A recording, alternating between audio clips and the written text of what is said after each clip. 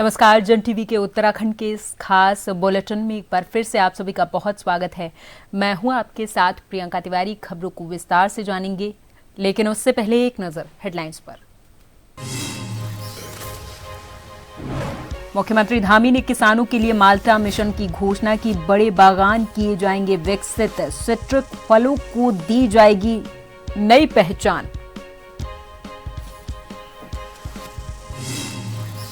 CM Dhami ने किया नए मिशन का ऐलान। सिर्फ उत्तराखंड के मूल निवासी खोल सकेंगे होम स्टे।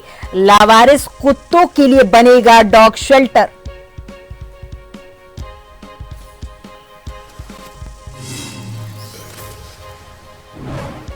उर्मिला सनावड़ ने देहरादून एसएसपी को भेजा पत्र। लिखा, मैं अपराधी नहीं, सहयोग करने को पूरे तरीके से तैयार, पुलिस कर रही परेशान। हरिद्वार में माघ पूर्णिमा पर लगी भक्तों की भीड़। गंगा में श्रद्धालु लगा रहे डुबकी। स्नान करने से मिलता है 1000 गुना अधिक पुण्य।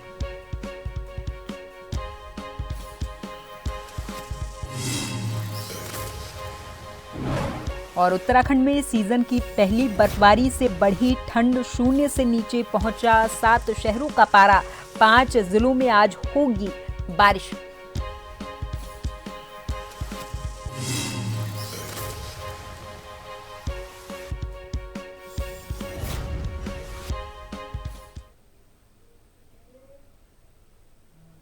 राज्य स्तरीय महोत्सव में आज मुख्यमंत्री ने किसानों के लिए माल्टा मिशन की घोषणा की। इसके तहत उत्तराखंड में माल्टा और गलगल के बड़े बागान विकसित किए जाएंगे और सिट्रिक फलों को नई पहचान भी दी जाएगी। सरकार का फोकस पहाड़ी उत्पादकों को बड़ा बाजार उपलब्ध कराने पर रहेगा। इसी कड़ी में अगला भव्य माल्टा महोत्सव दिल्ली में आयोजित करने की योजना है। सीएम धामी ने कहा कि जिस तरह एरोमा मिशन सफल रहा, उसी मॉडल पर अब सिट्रिक क्रांति भी लाई जाएगी, ताकि किसानों की आय बढ़े और प्रदेश की आर्थिकी मजबूत हो।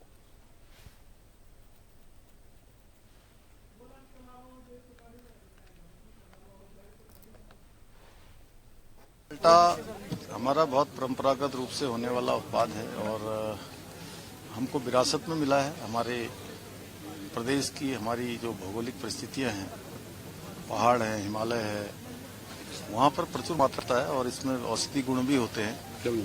ये माल्टा का उत्पादन बढ़े, हमारे किसानों की समृद्धि का कारण बने, हमारा पलायन रुके, नौजवान युवा भी इस दिशा में प्रेरित होकर माल्टा की खेती करें और उनके उत्पादों को बाजार में विपणन के लिए भी जगह मिले। उसके लिए हमने प्रत्येक जो 10 जनपद माल्टा का उत्पादन जहां होता है, उन सभी जनपदों में माल्टा महोत्सव के आयोजन का एक नियोजन किया है कि हर जनपद में माल्टा के महोत्सव होंगे, जिससे माल्टा को और व्यापक पहचान मिले। राष्ट्र उत्तराखंड सरकार ने निराश्रित पशुओं और आवारा कुत्तों की समस्या से निपटने के लिए नई मानक संचालन प्रक्रिया जारी की। ये सुप्रीम कोर्ट के निर्देशों का पालन है, ताकि सड़क दुर्घटनाएं और डॉग बाइट घटनाएं कम हो सकें। शहरी क्षेत्रों की बात करें तो यहां शहरी विकास विभाग और ग्रामीण में पंचायती राज विभाग नोडल होंगे। बड़े जिलों में 2 बड़े 2 छोटे पिकअप, अन्य में एक स्कूल, अस्पताल, रेलवे स्टेशन, प्राथमिक निगरानी क्षेत्र होंगे। नोडल अधिकारी पोर्टल से सूचना देंगे। गश्ती दल शेल्टर पहुंचाएंगे। एबीसी और एआरवी कार्यक्रम मजबूत होंगे। राज्य में 87 गौ सदन है, जहां 17,590 गौवंश आश्रित हैं। पकड़ने की प्रक्रिया मानवीय होगी। मुख्य सचिव की राज्य स्तरीय और जिलाधिकारियों की जिला स्तरीय समितियां निगरानी करने वाली हैं।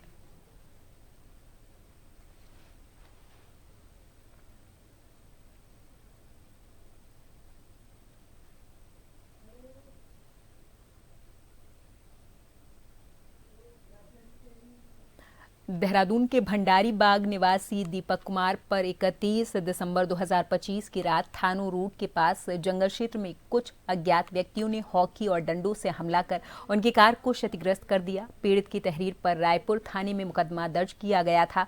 एसएसपी देहरादून अजय सिंह के अनुसार जांच के बाद मामले का अनावरण करते हुए 7 आरोपियों को गिरफ्तार किया गया है, जिनमें से 3 नाबालिग शामिल हैं। पूछताछ में ये पता चला कि आरोपी सुनसान स्थानों पर लोगों को भयभीत कर धन ऐंठने के इरादे से वारदात को अंजाम दिया करते थे। आरोपियों से लाठी डंडे, खोखरी और एक नकली पिस्तौल बरामद हुई है।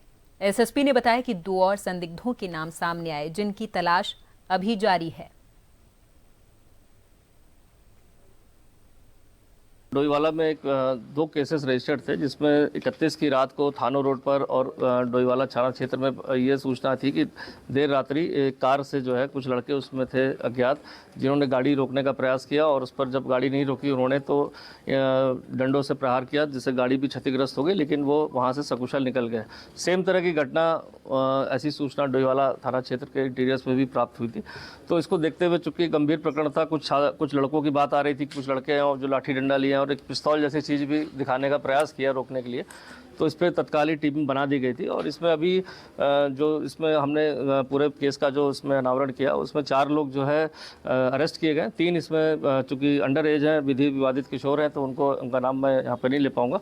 और इन छात्रों से जब पूछताछ हुई है तो पूछताछ से पता चला कि ये विभिन्न जगहों पर पढ़ते हैं, कुछ लोग काम करते हैं और इनका एक ऐसे ही बैठे बैठे इनको एक प्लान बना कि जो थाना रोड है या इधर की रोड है जहाँ थोड़ी सुनसान रहता है, तो वहाँ पर चल के लोगों को रोक कर हम चाहेंगे तो कुछ अगर पैसे मिल जाए तो भी ठीक है, नहीं तो उनको भयक्रांत करने के लिए लाठी डंडे लेके चलते हैं, जिससे डर जाए वो। रुड़की में खेल महाकुंभ के तहत विधायक चैंपियनशिप ट्रॉफी 2026 का आगाज हुआ है। कार्यक्रम का शुभारंभ विधायक प्रदीप बत्रा ने फीता काट कर किया है। विभिन्न खेल प्रतियोगिताओं में बड़ी संख्या में खिलाड़ियों ने प्रतिभाग किया है। प्रथम, द्वितीय और तृतीय स्थान प्राप्त करने वाले खिलाड़ियों को विधायक प्रदीप बत्रा ने मेडल पहनाकर सम्मानित किया है। विधायक बत्रा ने कहा कि पहली बार आयोजित हो रही विधायक चैंपियनशिप ट्रॉफी को लेकर खिलाड़ियों में खासा उत्साह बना हुआ है। साथ ही उन्होंने नेहरू स्टेडियम के जीर्णोद्धार में हो रही देरी पर सवाल उठाते हुए सरकार के द्वारा धनराशि उपलब्ध कराने के बावजूद खर्च में कोताही बरती जा रही ऐसे आरोप लगाए हैं।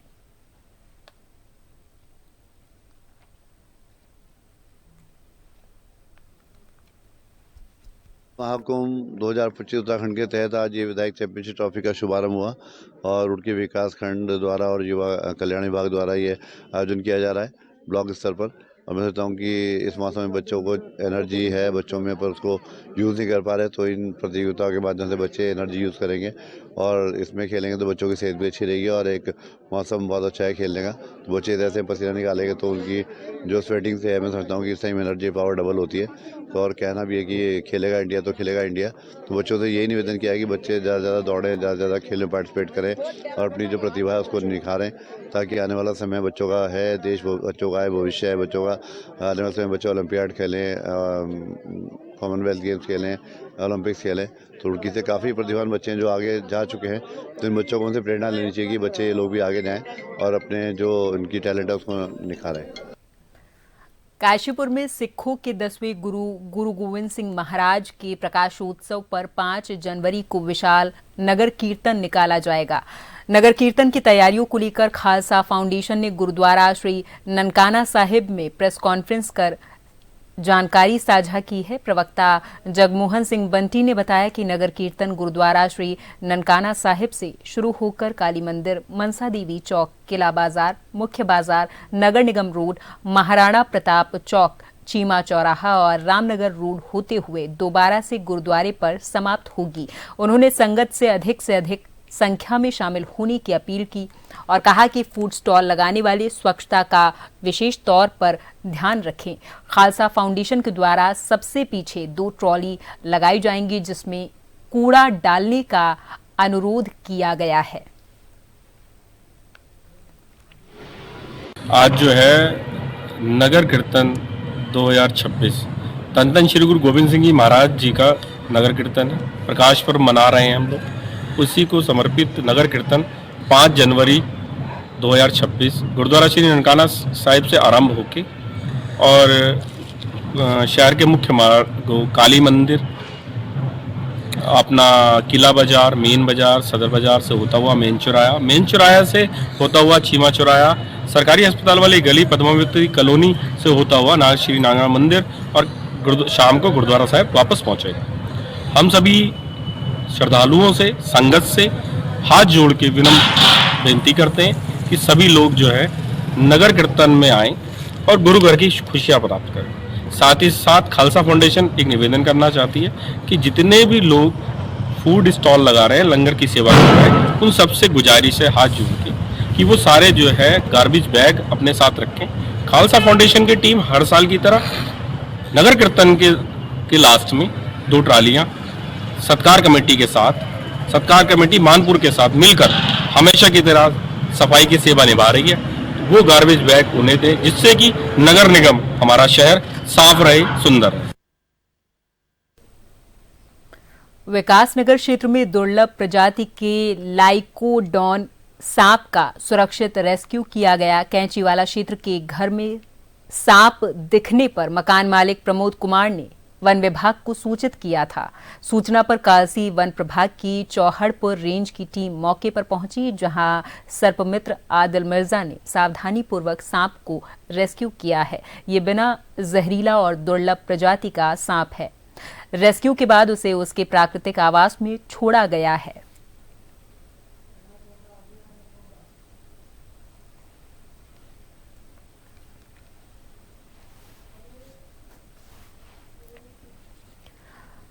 काशीपुर में अंकिता भंडारी हत्याकांड की सीबीआई जांच और दोषियों पर कड़ी कार्रवाई की मांग को लेकर महानगर कांग्रेस कमेटी के नेतृत्व में कांग्रेस कार्यकर्ताओं ने उप जिलाधिकारी परिसर में जोरदार धरना प्रदर्शन किया है। इस धरने में बड़ी संख्या में पार्टी कार्यकर्ताओं और स्थानीय लोगों ने हिस्सा लिया और भाजपा सरकार के खिलाफ नारेबाजी कर न्याय की मांग उठाई है। वरिष्ठ नेता अनुपम शर्मा और महानगर कांग्रेस अध्यक्ष अलकापाल ने आरोप लगाया कि सरकार आरोपियों को बचा रही और जल्द ही सीबीआई जांच और सख्त सजा नहीं मिली तो ये आंदोलन और तेज किया जाएगा। अलकापाल ने आगे कहा कि निष्पक्ष जांच और दोषियों को कड़ी सजा मिलने तक ही कांग्रेस चुप नहीं बैठेगी। अंकिता भंडारी केस को, मर्डर केस को 3 साल हो चुके हैं। वीआईपी का नाम उजागर होने के बावजूद भी वीआईपी को सरकार बचा रही है और आखिर भाजपा के नेताओं में कुछ नैतिकता बची है या नहीं बची। खासतौर से भाजपा की नेतृत्व के अंदर ऋतु भंडारी जी, ऋतु खंडूरी जी, रेखा आर्य जी और कल तो रेखा आर्य जी के पति ने जो वक्तव्य दिया है उन्होंने तो और महिलाओं को संसार करने की बात कही है। उन्होंने कहा है कि बिहार से 25-30 हजार में आप महिलाएं लेके आ सकते हैं। जिस मजाक के लहजे में उन्होंने ये बात की है, इस बात से आप खुद अंदाज लगा लीजिए कि महिलाओं के सम्मान के लिए, अस्मिता के लिए, गरिमा के लिए ये भाजपा की सरकार और भाजपा के नेता खुद कितने गंभीर हैं। भाजपा के नेता ही अधिकांश महिलाओं के साथ होने वाली घटनाओं में लिप्त पाए गए। इतना सबूत आज सबके सामने है, लेकिन आज भी धार्मिक सरकार मौन है, जो अपने आप को ढाकर तो कहती है कि इस तरह से ढाकर बनकर वो सरकार चलाएंगे।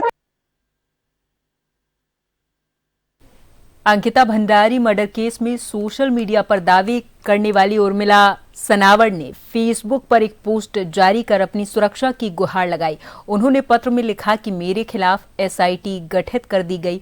पुलिस मुझे निराधार रूप से परेशान कर रही है, जबकि मैं जांच में पूरा सहयोग करने के लिए तैयार हूं। हालांकि इस पूरे मामले पर एसएसपी कार्यालय ने कहा कि अभी तक ऐसा उन्हें कोई भी पत्र प्राप्त नहीं हुआ। अगर उन्हें मिलेगा तो सुरक्षा जरूर दी जाएगी। सनावर दिसंबर के आखिरी हफ्तों में लगातार सोशल मीडिया पर पोस्ट डाल रही थी और हर रोज एक नया खुलासा करने का दावा भी कर रही थी, लेकिन कुछ दिनों से वो सोशल मीडिया पर एक्टिव नहीं दिख रही हैं।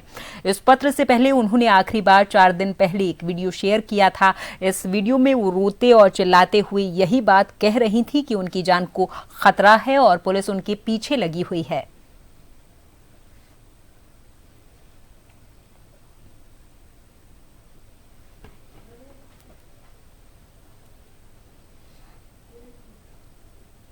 रामनगर के कोसी बैराज पर अफरा तफरी मच गई जब स्टंट करते युवकों की कार अनियंत्रित होकर डिवाइडर से टकरा गई। कार डिवाइडर पर फंसकर आधी सड़क पर और आधी नदी के ऊपर लटक गई थी। गनीमत ये रही कि हादसा टल गया है। सामने से देखने वालों के अनुसार रफ्तार और स्टंट के कारण संतुलन बिगड़ा था। घटना के समय बैराज पर लोग दहशत में आ गए थे। सामाजिक कार्यकर्ता मुकेश ने युवकों को फटकार लगाई और सख्त कार्रवाई की मांग की है।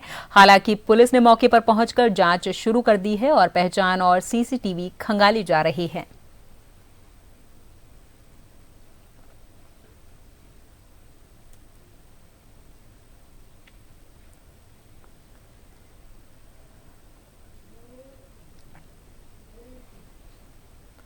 नैनीताल हाईकोर्ट ने बरोटीवाला क्षेत्र में संचालित अवैध हॉट मिक्स प्लांट पर रोक लगा दी है। कोर्ट ने माना कि प्लांट पर्यावरणीय नियमों और मानकों का उल्लंघन कर रहा था। उत्तराखंड प्रदूषण नियंत्रण बोर्ड ने स्वीकार किया कि संयंत्र तय मानकों के अनुरूप नहीं चल रहा था। ये प्लांट शीतला नदी और रिहायशी आबादी के था, जिससे पर्यावरण और जनस्वास्थ्य पर खतरा था। कोर्ट ने निर्माण कंपनी को नोटिस जारी कर राज्य सरकार से जवाब मांगा है और 7 जनवरी तक प्रगति रिपोर्ट तलब की है। प्रदीप कुमार की जनहित याचिका पर कार्रवाई हुई है। आदेश से लोगों को राहत मिली है।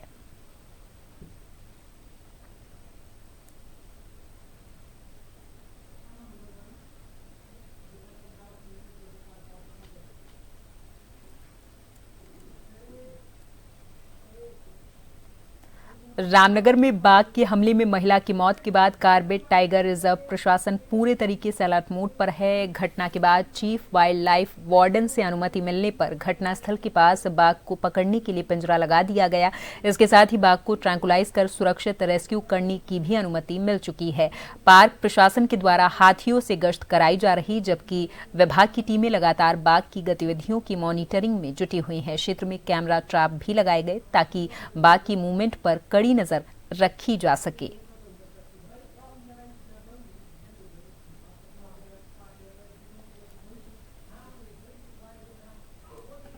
वहाँ सावलदे क्षेत्र है, वहाँ पर एक महिला को बाघ द्वारा हमला किया गया, ऐसा जो है न्यूज मिली थी। तो हमारी टीम तत्काल वहाँ पे पहुंची और देखा तो लगभग 1 किलोमीटर दूर सड़क से जंगल की तरफ जो है ये घटना घटित हुई है।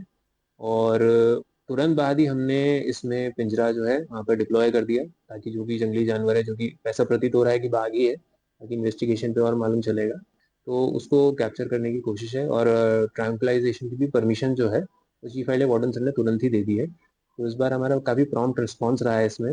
और आगे भी हम एलिफेंट से सफारी करवा रहे हैं वहाँ पर क्षेत्र में। और जो हमने पेट्रोलिंग है तो नाइट की और अर्ली मॉर्निंग की, जबकि सबसे ज़्यादा बाघ जो है सक्रिय होता है, वो शुरू करा दी है। पीरूमदारा क्षेत्र में चोरों के हौसले लगातार बुलंद होते जा रहे। एक बार फिर से देर रात अज्ञात चोरों ने चोरी की बड़ी वारदात को अंजाम देकर पुलिस की सुरक्षा व्यवस्था पर सवाल खड़े कर दिए हैं। पीरूमदारा पुलिस चौकी से मात्र 500 मीटर की दूरी पर नेशनल हाईवे 309 पर स्थित एक दुकान में चोरी हुई। बीती रात अज्ञात चोरों ने दुकान के ताले तोड़े, अंदर प्रवेश किया। चोरी से पहले चोरों ने दुकान में लगे कैमरों को तोड़ा और उखाड़ कर अपने साथ ले गए ताकि उनकी कोई पहचान न हो सके। इसके साथ ही चोरों ने गले में रखी करीब 25,000 रुपए की नकदी और हजारों रुपए की सिगरेट पर भी हाथ साफ किया है।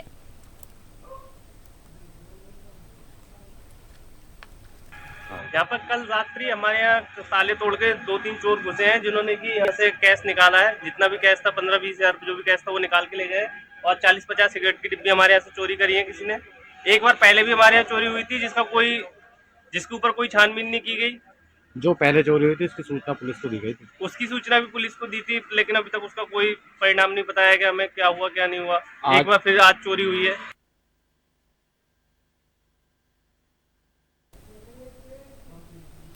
एक साधारण परिवार से आगे बढ़कर असाधारण उपलब्धि हासिल करने वाली उषा कुमारी ने पुलिस भर्ती में चयनित होकर सब इंस्पेक्टर बनने का अपना सपना पूरा कर लिया है। सेंचुरी पेपर मिल के स्टाफ गेस्ट हाउस में कार्यरत राधेश्याम की बेटी उषा की इस सफलता ने परिवार के साथ साथ पूरे शहर में और क्षेत्र का मान बढ़ा दिया है।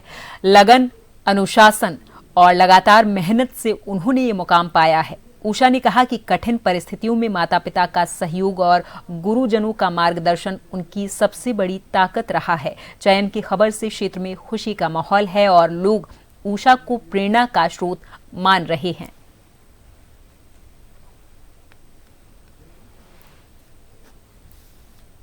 माता पिता को देती हूँ कि उन्होंने मेरे पे भरोसा रखा और मुझे टाइम दिया कि मैं अपने काम पे, अपने फ्यूचर पे काम कर सकूँ।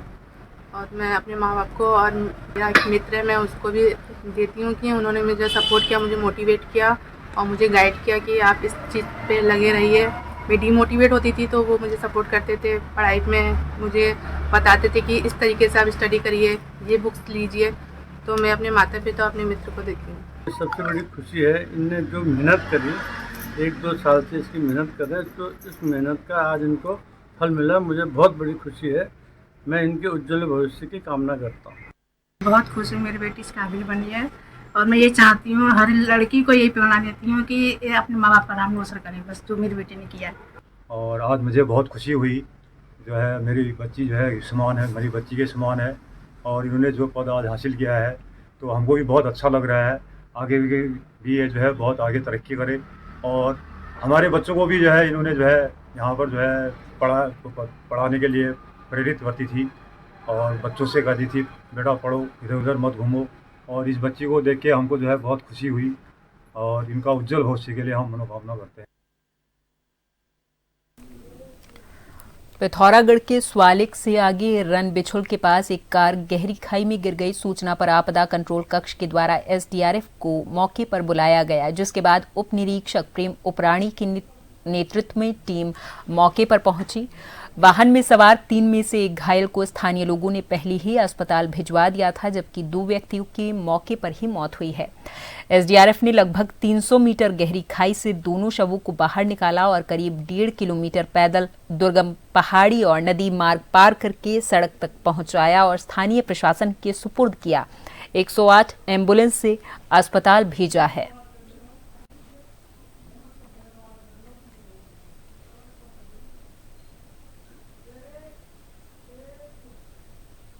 और देहरादून जिले समेत उत्तराखंड के ऊपरी इलाकों में हल्की से मध्यम बर्फबारी देखने को मिली।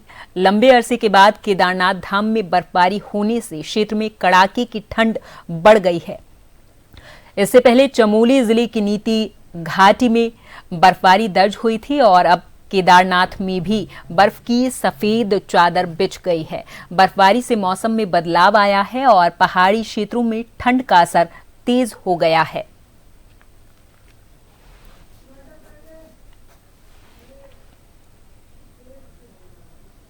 और इसी के साथ इस बुलेटिन में फिलहाल के लिए मेरे साथ बस इतना ही। आप देखते रहें जन टीवी। नमस्कार।